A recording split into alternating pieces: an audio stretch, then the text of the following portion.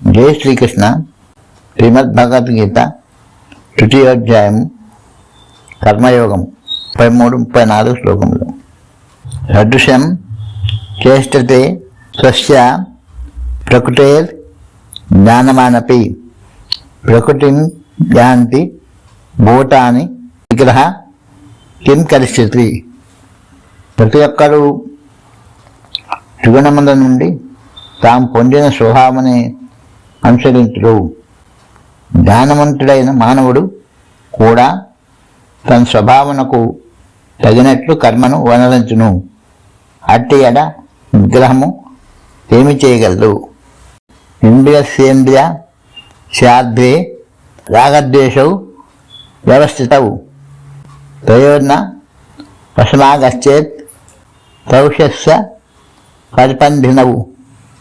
ఇంద్రియములకును ఇంద్రియార్థములకును సంబంధించిన రాగద్వేషమును నియంత్రించుటకు కొన్ని నియమములు కలవు.